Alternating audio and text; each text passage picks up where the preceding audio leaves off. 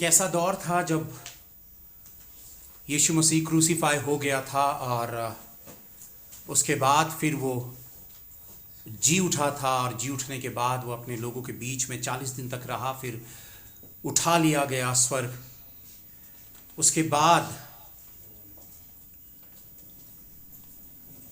बाद जो कलीसिया यानी कि चर्च के साथ जो एक बहुत ही मुश्किल और कठिन दौर शुरू हुआ। वो दौर बहुत मुश्किल था। वो दौर, उस दौर पर जो लोग थे, उस दौर पे जो लोग थे वो इतनी आज़ादी के साथ मिल नहीं पाते थे, और ऐसा इतना बुरा पल था, इतने बुरा सताव था, ऐसे हालात थे और दुनिया पे बने हुए, और ख़ास तौर पर इज़राइल पर, यरूशलेम में, कि यीशु मसीह के जो चेले थे, यीशु मसीह के जो डिसाइपल्स थे, वो इतनी ईज़िली एक दूसरे से मिल नहीं पाते थे, क्योंकि बहुत बुरा पल था, बहुत बुरा सताव था। लेकिन प्रभु के आत्मा ने, प्रभु यीशु मसीह ने मुमकिन किया हम तक प्रभु के संदेश को पहुंचाना।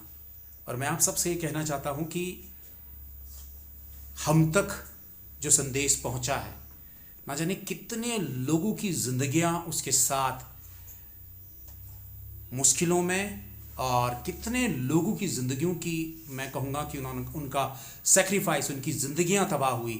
और ये संदेश जो है वो बहुत लोगों की, मैं ये कहूँगा कि कब्रों के ऊपर बन पाया। आज हम जिंदा हैं और आप तक और मुझ तक ये संदेश पहुँचा। शायद दुनिया में कई ऐसे लोग थे जिन्होंने चुनौतियों को लिया, चैलेंजेस लिए, और प्रभु का संदेश लोगों तक पहुँचाया। और आज ये संदेश आपके और मेरे पास है। मैं कुछ चीज़ें आप लोगों के सामने रखना चाहता हूँ। कुछ ऐसी चेतावनियाँ होती हैं, कुछ ऐसे चेतावनियाँ हैं जो प्रभु ने अपने वचन में, अपने बाइबल में कही हैं, और मैं आप लोगों को बताना चाहता हूँ कि अगर आप दो सोच के साथ जीते हैं तो उस सोच को आपको मुझे बदलना होगा। पहली बात कि जो चेतावनियां हैं, जो परमेश्वर ने जो हमें स्वर्ग से जो चेतावनी दी हैं, या तो हम उन्हें इग्नोर कर दें या फिर हम उन्हें सुन लें। हमारी ज़िंदगियों में भी हमारे पेरेंट्स हैं, हमारे माँ बाप हैं, हमारे टीचर्स हैं, जहाँ स्कूलों पे हमने पढ़ा, हम अपने माँ बाप को देखते हैं, अपने लोगों को देखते हैं, कहीं पे ना कहीं पे वो हमें सही और गलत के लिए शिक्षा देते हैं, हमें बताते हैं कि नहीं बेटा ये सही नहीं है, इसे मत करना, ये मत करो। एक दौर था, हमने तो बचपन पे अपने माँ बाप से बहुत ज़्यादा मार खाई है। मुझे नहीं लगता कि आज के समय पे शायद बच्चे इस तरीके से माँ बाप की मार या उनकी ताड़नाओं को सह सके, पेरेंट्स की। लेकिन हमेशा हमें कहीं पे न कहीं पे हमें टीचर्स ने भी गाइड किया। आज के दौर पर नहीं पता क्या स्कूलों पे टीचर्स बच्चों को पीटते हैं, हमें नहीं पता, लेकिन हमने बहुत मार खाई है स्कूलों पे, शिक्षकों से, अपने टीचर्स के थ्रू, और सिर्फ गलतियों पर, अपनी गलतियों पे मार खाई है। देखिए, माँ बाप की चोट, टीचर्स की, या कोई भी ऐसा जो हमें रास्ता दिखाता हो, या हमारे मैं कहूँगा कि अगवे कह लीजिए, जो हमें डांटते या फटकारते हैं, सबसे बड़ा रोल इन लोगों की बातों को अगर हम इग्नोर कर जाते हैं, हम इनको तवज्जो नहीं देते हैं, लेकिन एक शख्सियत ऐसी है जो स्वर्ग से हमसे बात कर रही है और हमें कुछ चीज़ों को बता रही है। और मैं आप सबसे ये बात कहना चाहता हूँ कि या तो आप सुनेंगे और समझेंगे और रिसीव करेंगे, या फिर हो सकता है कि हमेशा की तरह आप शायद गवा दें। पहले अगर आपने बहुत कुछ गवाया हो तो अभी भी गवा देंगे। मैं एक रेफरेंस आप लोगों के सामने रखना चाहता हूँ। हम देखेंगे हिब्रूज, हम देखेंगे इब्रानियों अध्याय 12, और आज हम इसी चैप्टर में से ही बात करेंगे। इस चैप्टर को खोल लीजिए, हिब्रूज, इब्रानियों, हम देखते हैं अध्याय 12। अध्याय 12 और उसका वचन 25 में पढ़ता हूं, आप देखिएगा। हिब्रूज चैप्टर 12, इब्रानियों अध्याय 12 वर्स 25 हम देखते हैं, 25 हम देखते हैं। सावधान रहो और उस कहने वाले से मुंह ना फेरो, क्योंकि वे लोग जब पृथ्वी पर के चेतावनी देने वालों से मुंह मोड़कर ना बच सके, तो हम स्वर्ग पर से चेतावनी करने वालों से मुंह मोड़कर क्यों कर बच सकेंगे। यहां पे एक बात कही गई है, सावधान रहो और उस कहने वाले से मुंह ना फेरो। मैं कहूंगा कि जब खुदा अगर हेवन से हमें कुछ चीज बता रहा है, उनसे कह रहा है कि देखो आपके भीतर अवेयरनेस आनी चाहिए, सावधान, अटेंशन, यानी कि वो चाहता है कि अपना सारा ध्यान, अभी तक आपका दिल, ध्यान, मन, सोच, काम, जिंदगी जहां कहीं भी थी, वो कह रहा है कि कुछ पल के लिए मेरी बात को सुनने के लिए अपना पूरा दिल लगा लो, अपना पूरा ध्यान मेरी ओर को कर दो। और शैतान यहीं पर हमारी जिंदगियों में वार करता है। वो पूरी कोशिश करेगा कि वो हमारा ध्यान उस बात को समझने में से हटा दे। मैं कई बार बुक्स पढ़ता हूं, किताबें में पढ़ता हूं, कुछ मैसेजेस में सुनता हूं, और आप लोगों को बताना मांग रहा हूं, आप लोगों के साथ भी ऐसा होता होगा कि बुक पढ़ते पढ़ते कुछ पैरा तो मैंने समझा, कुछ पैरा पे मैंने पढ़ तो लिया, मेरा दिमाग उड़ गया, और वो पैरा मेरा 4-6 पैरा मैंने पढ़ लिए। आपको बता नहीं सकता हूं कि बहुत कई बार संघर्ष करना पड़ता है।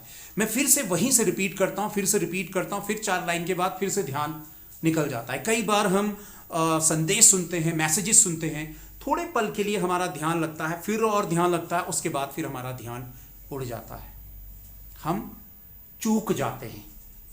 और जब हम चूकते हैं तो वो हमारी अपसेंट बॉडी है, यानी कि हमारी बॉडी जो है वो सपोर्ट नहीं करती है हमें, हमारे मन को उड़ाकर लेकर जाना चाहती। बाइबल कहती है चंचल मन की चंचलता, और उसने बहुतों की जिंदगियों पर प्रॉब्लम्स जो हैं वो क्रिएट की।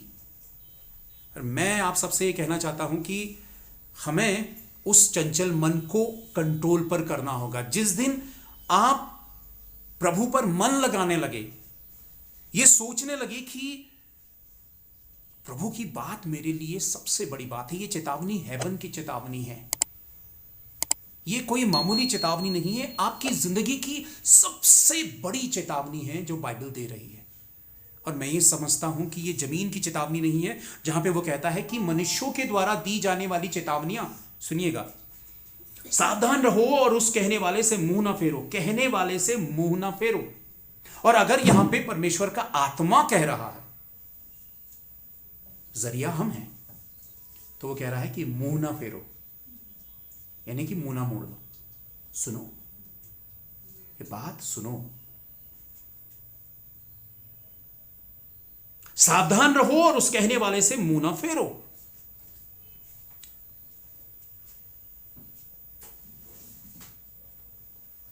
मैं बार बार अपना एक किस्सा आप लोगों को बताता हूं। 3 महीने की बाइबल स्टडी होती थी, हर साल होती थी। मैं क्लास 10th में था नैनीताल पे, और जोश मेरे भीतर बहुत था, प्रभु को चाहने की बहुत ललक थी, बहुत भूख थी कि मैं खुदा के साथ जुड़ूं और मैं ये करूं, मैं वो करूं। सुबह 8 बजे से क्लासेस शुरू हो जाती थी, मैं 9:30 या 10 बजे तक पहुंचता था। पूरा दिन 4-5 बजे तक मैं रहता था, और आप लोगों को सच्ची बात बताना मांग रहा हूं कि मैं कुछ भी नहीं सुनता था। मैं सुनने के लिए बैठता था, प्रभु से मैं प्यार करता था, नो डाउट, लेकिन भावनात्मक प्रेम, और जो बात प्रभु की मुझे सुननी चाहिए थी, कभी मैं अपनी डायरी में कार्टून बनाता, कभी मैं कुछ करता, कभी मैं इधर दीवारों को देखता, कभी मैं उधर दीवारों को देखता। और एक दिन खुदा ने मुझसे बोला होली स्पिरिट के थ्रू, तुम मुझसे प्यार करते हो, इसीलिए तुम मेरा मजाक बना रहे हो, क्योंकि तुम मेरी सुनना नहीं चाहते हो।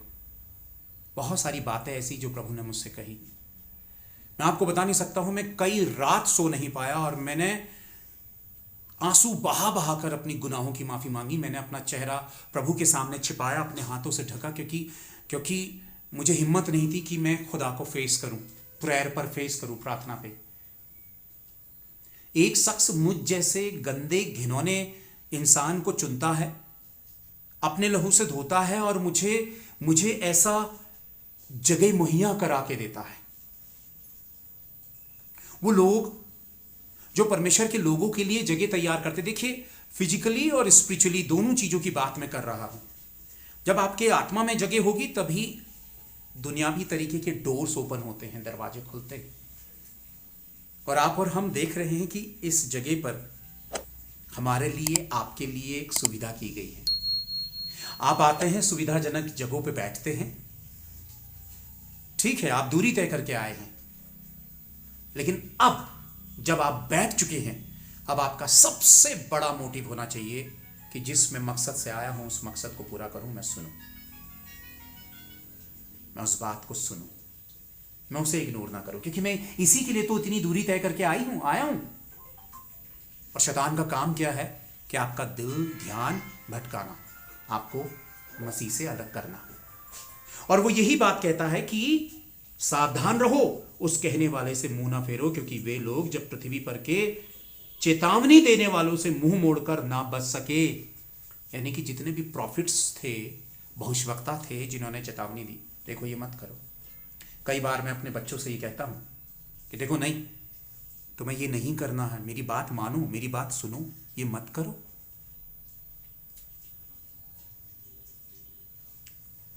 और गवाही है इस बात की, जब जब उन्होंने बात को नहीं माना तब तब उन्होंने ठोकर खाई।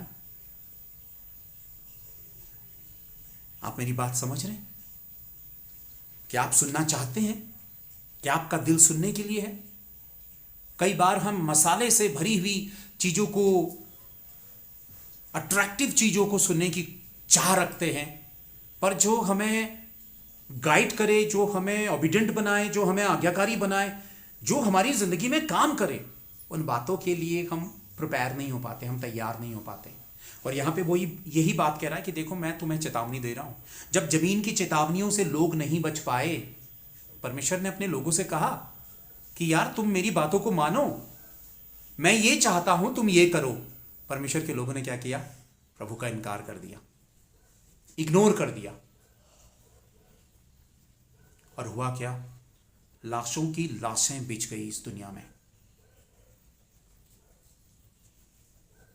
लाशों की लाशें बिछ गई इस दुनिया में। और ऐसे डरावने मंजर थे, मैं आपको बता नहीं सकता हूं। आप जानते हैं कि दुनिया में जब आप गूगल सर्च करेंगे, तो जब आप सर्च करेंगे कि दुनिया में सबसे ज्यादा सताव सहने वाली, तकलीफों को सहने वाली कौन सी जाति रही है, ज्यूइश जाति आ जाएगी, यहूदी लोग आ जाएंगे। हिटलर ने उनकी खालें निकालकर लालटेन बना दी थी। जो हम एग्जाम्पल सुनते हैं, हिटलर ने वो प्रैक्टिकली किया। हिटलर ने उनकी खालें खींचकर उनकी बॉडी में घुस भर दिए। मैंने वो पिक्चर्स देखी हैं और मैंने एक दो वीडियोस भी बनाए हैं। उन्हें एक ऐसे चैम्बर में डाल दिया जाता था, गैस चैम्बर, जो मौत का जो गैस होती थी, जो जानलेवा गैस होती थी, उस गैस के चैम्बर पे उनके हाथ पैर बांध के डाल दिया जाता था और वो तड़प तड़प के मरते थे। स्त्रियों और पुरुषों को एक बाड़े में डाल दिया जाता था, बच्चों को, औरतों को और पुरुषों को उन्हें एक बाड़े में डाल दिया, नंगा, एक भी तन पे कपड़े नहीं किसी के भी, और उन्हें डाल दिया। और वो भूख के मारे तड़प, भूख और प्यास के मारे तड़प तड़प के मरे। कौन लोग? यहूदी लोग। किसके लोग? परमेश्वर के लोग। वजह क्या थी? आप जब सर्च करेंगे, मैं आपको बताना चाहता हूं, दुनिया का एक देश जो दुनिया के नक्शे से ही गायब हो गया था। यीशु मसीह ने, आप जब जानते हैं, बाइबल पर देखते हैं कि यीशु मसीह अंजीर के पेड़ के पास गया, उसे भूख लगी थी और उसने पास जाके देखा कि उसमें फल ही नहीं है, और उसने कहा, जा, तुझसे आज के बाद तुझ में फल ना लगे। दूर से वो हरा भरा दिख रहा था, दूर से हमारी मसीहत भी हरी भरी दिखती है, अरे यार ये तो मसीही लोग हैं। मैं आपको सच्ची बात बताना मांग रहा हूं, मैं जानता ही नहीं था क्रिश्चियंस को। और आज की एक बार की मुझे याद है कि हम लोग थिएटर करते थे, तो किसी गांव में हम थे, वहां एक क्रिश्चियन फैमिली थी। मैं रो गया था, मैं सिर्फ एक क्रिश्चियन को छूना ही चाहता था, इस एहसास के साथ कि ये तो खुदा के लोग हैं, ये तो सच्चे खुदा के लोग हैं। आप मेरी बात समझ रहे हैं? परमेश्वर के लोग किस तरह से सताए गए, उसकी वजह क्या थी? मैंने कहा कि इज़राइल जो था वो नक्शे से ही गायब हो गया था। कभी मैं वो पिक्चर्स शेयर करूंगा, वो दुनिया के नक्शे में ही नहीं था। और अंजीर के पेड़ में तुझसे अभी फल ना लगे, और वो पेड़ सूख गया। वो अंजीर का पेड़ प्रेजेंट करता था, यानी कि दर्शाता था इज़राइल को। और आने वाले समय पे अंग्रेजों ने हमारे देश में भी शासन किया और इज़राइल पर भी शासन किया। उसके पड़ोसी देशों ने शासन किया, उसके पड़ोसी देशों ने यहूदियों को मार मार के भगाया। कितने यहूदी मर गए और जाकर विश्व के अलग अलग देशों में यहूदी लोग ठहरे। परमेश्वर की प्रतिज्ञा की मैं अपने लोगों को लौटा कर लाऊंगा, यशायाह पर जब उसने ये प्रॉमिस किया, ये प्रोफेसी की थी, और आज यहूदी लोग वापस लौट रहे हैं, ये भविष्यवाणी पूरी हो रही है। और आप यकीन मानिए, दुनिया के ज्यादातर लोग यहूदियों से नफरत करते हैं। आपको पता है, बहुत अच्छा एक देश है जो जिसने इज़राइल को कभी भी नफरत नहीं की, और वो सबसे ज्यादा प्रिय देश रहा, बहुत ही ज्यादा अच्छा देश रहा यहूदियों के लिए। यहूदियों को वहां से हमेशा प्यार मिला, मोहब्बत मिली, और वह है हमारी कंट्री इंडिया से हमेशा यहूदियों को प्यार मिला, सपोर्ट मिला। अभी भी हम देखते हैं मुंबई में, गोवा में, बहुत जगह यहूदी लोग हैं, और धीरे धीरे करके वो वापस लौट रहे हैं, क्योंकि प्रतिज्ञा पूरी हो रही है। प्रभु ने जो कहा कि मैं अपने लोगों को वापस लौटा के लेकर आऊंगा, वो लौट कर आ रहे हैं। एक देश दुनिया के नक्शे से मिट चुका था, और आज देखिए उसकी टेक्नोलॉजी वर्ल्ड में नंबर 1 है। अब जब आप उसकी खुफिया आर्मी, मोसाद उसे बोला जाता है, वर्ल्ड की टॉप क्लास की है। उसकी टेक्नोलॉजी देखिए। एक रेगिस्तानी इलाके वाली वो एक कंट्री है, लेकिन उन्होंने एग्रीकल्चर पर इतना, खेती पर ऐसी टेक्नोलॉजी उन्होंने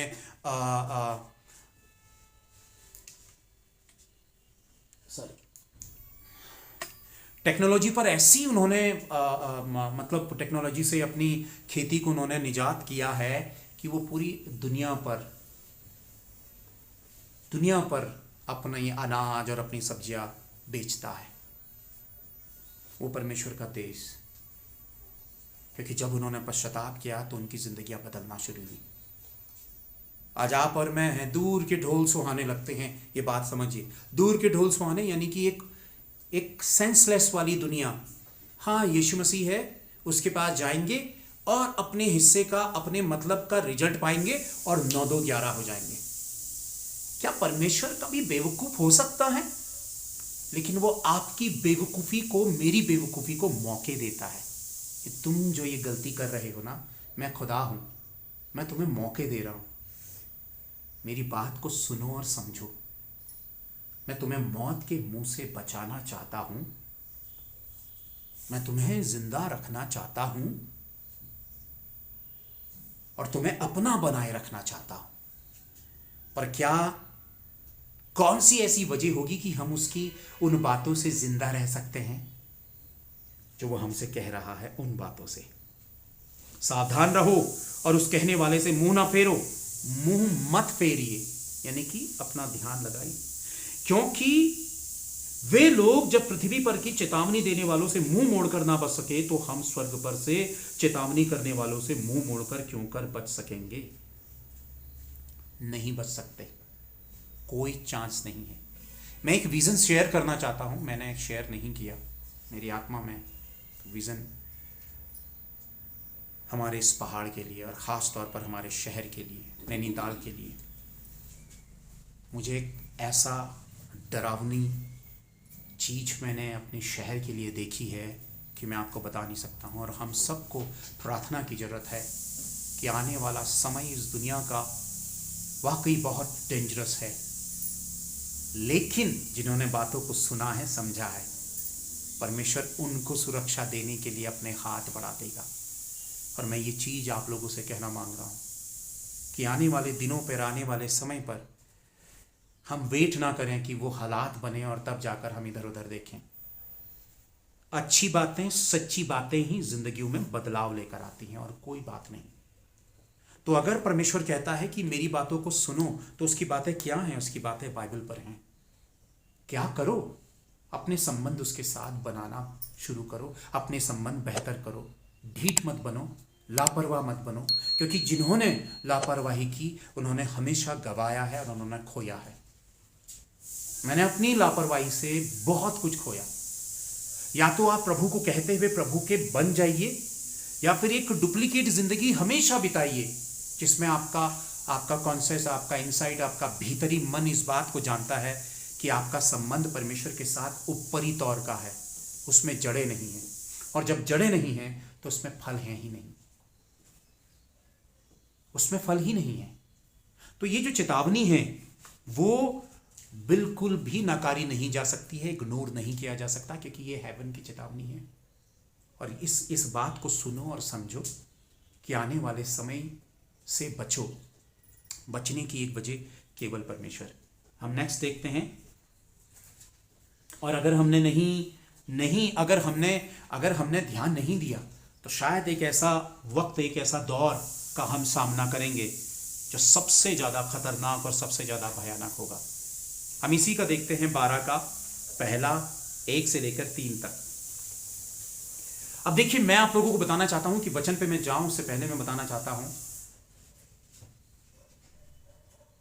हमारे माँ बाप जो हमारे लिए इंतजाम करते हैं, जो हमें सहूलियतें देते हैं, जो हमें प्यार देते हैं, जो हमारे लिए सब कुछ करते हैं, हमारे माँ बाप, आप इमेजिन भी नहीं कर सकते हैं परमेश्वर के प्यार और अपने माँ बाप के प्यार के बीच में जब आप कंपेयर करेंगे, जब आप तुलना करेंगे, तो शायद आप अपने माँ बापों को कहीं पे पाएंगे ही नहीं, अपने पेरेंट्स को कहीं पे देख ही नहीं पाएंगे आप। वो प्यार है। और मैं प्रभु से एक बात आंसू बहा के कहता था कि मैं अपनी माँ को नहीं छोड़ सकता हूँ प्रभु, मैं अपनी माँ से दूर नहीं जा सकता, ऐसा कहता था। लेकिन जिस घड़ी उसका प्यार जब सच्चाई में मैंने जाना, तो सारे रिश्ते फीके पड़ गए। ये चीज मैं आप लोगों को बताना मांग रहा हूं, सारे रिश्ते फीके पड़ गए। एक ऐसी हस्ती ने आपको अपना बेटा बनाया और बेटी बना लिया, स्वर्ग आप सोच भी नहीं सकते हैं, क्योंकि आप उतने ऊपर को उठने की कोशिश नहीं करते हैं कि कभी आप अपने इमेजिन पर कि हेवन कितना पावरफुल चीज है, कैसी जगह है, और उस हेवन पे, स्वर्ग में बैठा हुआ परमेश्वर मेरा नाम जानता है। हालेलुया। और वो मेरा नाम पुकारता है। मैं तो इस बात को भली भांति जानता हूं और इस बात में मैं प्राउड करता हूं, यार वो मेरा नाम जानता है, स्वर्ग मेरा नाम जानता है। और स्वर्ग ने आपके लिए पहले से ही इंतजामात किए हैं, आपके लिए योजनाएं हेवन ने तैयार की है। एक तरफ आपके पेरेंट्स, एक तरफ आपकी दुनिया। आप अपने लिए बेहतर साजो सामान इकट्ठा करते हैं, अपने लिए एक बेहतर दुनिया अपने दिल दिमाग से बनाने की कोशिश करते हैं, लेकिन एक है जिसने पहले से ही आपके लिए फ्यूचर और आज और कल तैयार करके रखा है। वो सिर्फ चाहता है कि अटेंशन आप उसकी ओर को दें, आप अपना ध्यान उसकी ओर को दें, तो आपको वो बताएगा कि आप कौन हैं। हम हमेशा आत्मिकता में गरीबी का लाइफ जीते हैं, गरीबी का जीवन जीते हैं। आत्मिकता में कैसे गरीबी का जीवन? चेहरा ढीला, सर झुका, कंफ्यूजन बाइबल पढ़ने में, प्रार्थना में निराशा, स्पिरिचुअल लाइफ में नेगेटिविटी, निराशा। प्रभु कैसा, क्या, प्रभु प्रभु तो हम कर रहे हैं लेकिन कुछ नहीं। क्यों? क्योंकि हम अपनी उन अधिकारों को नहीं जानते हैं और वो अभिषेक जो परमेश्वर ने किया है उसे हम नहीं जानते। और मैं वही पढ़ रहा हूं 12 देखते हैं। इस कारण जबकि गवाहों का ऐसा बड़ा बादल हमको घेरे हुए है। गवाहों का ऐसा बड़ा बादल हमें घेरे हुए है। कौन गवाह? मूसा को देखते हैं, अब्राहम को देखते हैं, हम यशायाह को देखते हैं, यिर्मयाह को देखते हैं, पुराने समय के हम नूह को देखते हैं, हम देखते हैं एलिया को देखते हैं, एलिशा को देखते हैं, दाऊद को देखते हैं। ये वो गवाह लोग हैं। गवाहों का ऐसा बड़ा बादल क्यों? क्योंकि इनकी लाइफ में इतने बड़े बड़े काम हुए जिन्हें हम पढ़कर ताकत पाते हैं। तो जब इन सब के बारे में जानते हैं तो गवाहों का बड़ा बादल हमें घेरे हुए है। इतने लोगों की गवाहियां हैं जब हम बाइबल में पढ़ते हैं, तो ऐसे लोगों की टेस्टिमनीज ने हमें घेरा है, वो बादल ने हमें घेरा है। और बादल ये जो आपको दिख रहे हैं, ये वाली बादल की बात नहीं है। पुराने नियम पर जब आप जाते हैं तो जब परमेश्वर के लोग, देखिए प्यार देखिए, मतलब कभी मैं सोच भी नहीं सकता हूं कि जब परमेश्वर के लोगों को धूप लगती थी तो एक छोटा सा बादल आकर धूप को छुपा देता था, उनको छाव देता था। आप समझ रहे ना? और जब उन्हें भूख लगती थी जंगल में तो उन्हें स्वर्ग से मन्ना गिरता था, रोटी मिलती थी, मन्ना। और यीशु मसीह भी स्वर्ग से आया, मन्ना। यीशु ने क्या कहा? मैं जीवन की रोटी हूं। एक मन्ना हेवन से आया जो पुराने समय पे लोग खा रहे थे। एक मन्ना वो जो हमने पिछले संडे खाया था, वो भी कहां से आया है? कितनी बड़ी बात है। बताओ मुझे, प्रभु ने कहां पे फर्क किया है? कोई फर्क किया है? प्रभु यीशु ने कोई फर्क नहीं किया। प्रिय भाइयों बहनों, वो बादल उनके साथ साथ चलता था, और जब वो बादल ठहरता था तो वो भी अपने तंबू लगाते थे और ठहर जाते थे। और जब बादल चलना शुरू करता था, निकलना शुरू करता था, तो वो बादल को फॉलो करते थे। गवाहों का बादल यानी कि स्वयं यीशु मसीह आपको मुझे घेरे हुए है। क्यों हम इन बातों को वैल्यू नहीं देते हैं? क्योंकि हम किसका जीवन जीना चाहते हैं? शरीर का। हमारे पड़ोसी के साथ हम उलझे हुए हैं, हम अपनी नौकरी के साथ उलझे हुए हैं, हमने पैसा कितना कमाना इसके साथ उलझे हुए हैं, हमारी पॉकेट में पैसा कितना इसके साथ उलझे हुए हैं, अभी कौन सी दीवार अभी और खड़ी करनी है हम इसके पीछे उलझे हुए हैं, अभी फ्यूचर को कैसे सिक्योर करना है इसके पीछे उलझे हुए हैं, हम दुनियादारी के पीछे उलझे हुए हैं। जब हम इसके पीछे उलझे हुए हैं तो इसके लिए तो टाइम ही नहीं है, इसकी वैल्यू के लिए तो टाइम ही नहीं है। और वो क्या कहता है? ये बेवकूफ, आज ही रात तेरे प्राण ले लिए जाएंगे। क्योंकि उसने सब कुछ अपने लिए, फ्यूचर के लिए रख लिया था। उस धनवान ने, खुदा ने कहा यार तुझे तो 2 सांसों का भी तुझे पता नहीं है कि कल तू जिंदा रहेगा या नहीं, और तू 1000 साल के बराबर का इंतजाम अपने लिए कर रहा है। हमारी नाखुशी की वजह क्या है? जो हमारे पास है उसका आनंद हम नहीं मनाते, और जो नहीं है उसका रोना रोते हैं। वचन क्या कहता है? इस कारण जबकि गवाहों का ऐसा बड़ा बादल हमको घेरे हुए है, तो आओ हर एक रोकने वाली वस्तु और उलझाने वाले पाप को दूर करके वह दौड़ जिसमें हमें दौड़ना है, धीरज से दौड़े। रोकने वाली वस्तु, आप समझ रहे मेरी बात? वही मैंने जो अभी थोड़ी देर पहले बोला, रोकने वाली वस्तु और उलझाने वाले पाप। शैतान का काम क्या है? परमेश्वर के लोगों को उलझा दो, उलझा दो। परमेश्वर के लोगों को उलझाओ, परिवार में, बच्चों में, घर में, नौकरी में, हेल्थ में, दुनियादारी में, और कहीं पे ना कहीं पे किसी न किसी पाप पे फंसा दो। एक ऐसा दुनियावी चेहरा आपके सामने शैतान ला के रखेगा जिसमें आप उलझ जाएंगे। नौजवानों के लिए भी मैं ये बात कहना चाहता हूं, शैतानी जाल, जैसे आप प्यार मोहब्बत कहेंगे, तमाम चीजें कहेंगे, वही एक ट्रैप है जिस पे शैतान आपको फंसाएगा, आपको गिरा देगा। आपका पूरा टेंशन कहां चला गया?